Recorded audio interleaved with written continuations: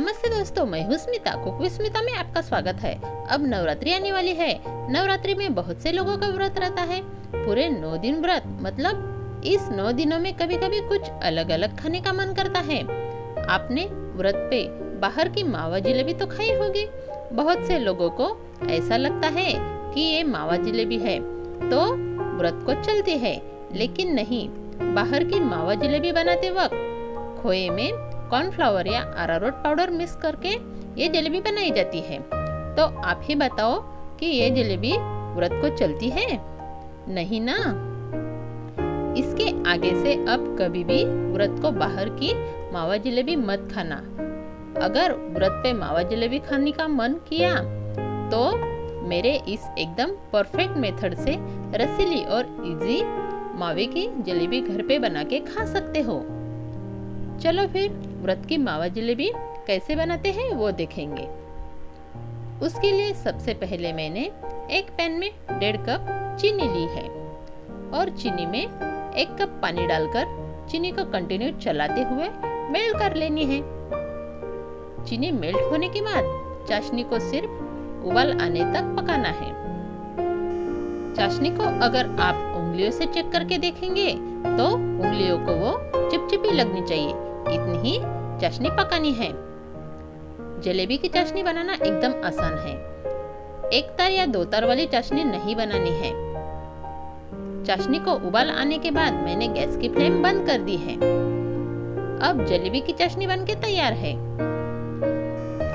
चलो अब जलेबी का बैटर बनाएंगे। उसके लिए एक बाउल में मैंने कद्दूकस करके अच्छे से मसल के सॉफ्ट किया 250 ग्राम खोया लिया है। उसके बाद आधा कप मतलब 60 ग्राम सिंगाड़े का आटा लिया है। अब इसमें थोड़ा दूध डाल के इसका बैटर बना लेंगे।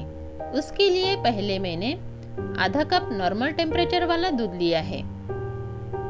अब उसमें से दूध कितना लगता है वो देखेंगे। पहले मैंने थोड़ा दूध डाल के इसे खोए में मिक्स कर लिया है,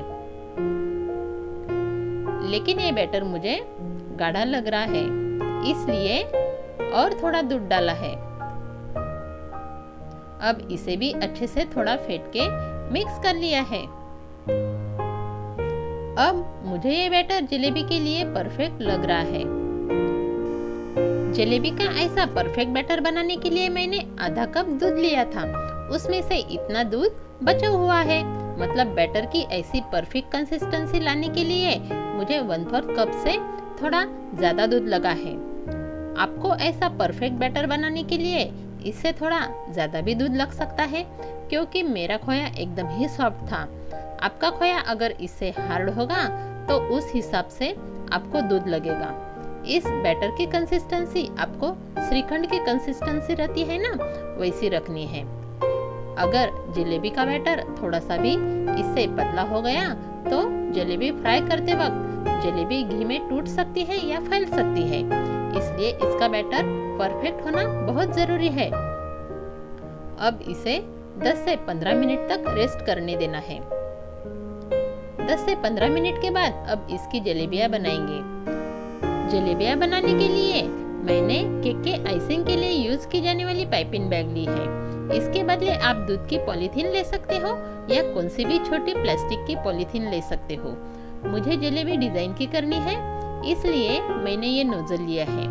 आपके पास नोजल नहीं है तो आप बिना नोजल की भी ये जलेबियां बना सकते हो, लेकिन ऐसा नोजल हो तो आप भी डिजाइन वाली जलेबी जरूर ट्राई करके देखो। अब पाइपिंग बैग में मैंने थोड़ा जलेबी का बैटर डाल दिया है। इसे फ्राई करने के लिए मैंने पहले से ही घी गरम करने के लिए रख दिया था। घी के बदले आप तेल भी यूज कर सकते हो। ये जलेबी फ्राई करने की कुछ खास मेथड्स और टिप्स है, वो देखेंगे। इस जलेबी को फ्राई करने के लिए घी बहुत ज्यादा गर्म नहीं होना चाहिए। अब हमें गर्मा गर्म जलेबी गर्म चाशनी में डालनी है, इसलिए मैंने चाशनी को गर्म करने के लिए रख दी है। चाशनी गर्म होने के बाद चाशनी में फ्लेवर और टेस्ट के लिए मैंने 5-6 इलायची की पाउडर डाल दी है। इलायची की पाउडर आप जब चाशनी बनाते हो तब भी डाल सकते हो। मैं तब इसे डालना भूल गई थी, इसलिए अब डाली है। इलायची की पाउडर डालने के बाद इसे चाशनी में अच्छे से मिक्स कर लेनी है। चाशनी गर्म होने के बाद मैंने गैस की फ्लेम बंद कर दी है। अब जलेबी फ्राई करेंगे। मीडियम गरम घी में अब मैं ऐसी एक एक करके जलेबी डालते जाऊंगी। अगर घी ज्यादा गर्म हो गया तो इसे थोड़ा ठंडा कर लेना है। उसके बाद ही घी में जलेबियां फ्राई करने के लिए डालनी है और गैस की एकदम लो फ्लेम पे ये जलेबियां फ्राई करनी है। अगर जलेबी डालते वक्त घी ज्यादा गर्म हो गया तो जलेबी डालने के तुरंत बाद ही जलेबी घी में फैलेगी। जलेबियां घी में डालने के बाद थोड़ी देर जलेबी को बिल्कुल भी कलची नहीं लगानी है। अगर आपने तुरंत ही इसे कलची लगाई तो जलेबी टूट सकती है। इसलिए जलेबी को एक तरफ से थोड़ी कड़क होने के बाद ही कलची से पलटनी है। आप जलेबी जिस भी बर्तन में फ्राई करने वाले हो वो मोटे तले का लेना है। इससे जलेबी अच्छी फ्राई होती है। अब थोड़ी देर के बाद जलेबियों को हल्के हाथों से पलट लेनी है। अब बाद में दूसरी तरफ से भी इसे पलट लेना है। कुछ ही मिनटों में अब जलेबियां फ्राई हो चुकी है। देखो, जलेबी को ऐसा कलर आने तक जलेबियां फ्राई कर लेनी है। अब जलेबी घी में से निकाल के तुरंत ही गरम चाशनी में डाल देनी है। एक एक करके अब मैं सारी जलेबियां तेल में से निकाल के चाशनी में डाल दूंगी। अब इन जलेबियों को सेकंड बैच की जलेबियां जब तक फ्राई हो रही है तब तक चाशनी में रखनी है। अब मैं और जलेबियां फ्राई करने के लिए घी में डाल दूंगी। अब पहले मेथड से ही इसे फ्राई करनी है। अब सेकंड बैच की जलेबी लगभग फ्राई हो चुकी है। अब फर्स्ट बैच की चाशनी में डाली जलेबी निकाल लेनी है। बीच बीच में मैंने जलेबियों को उलट पलट कर लिया है।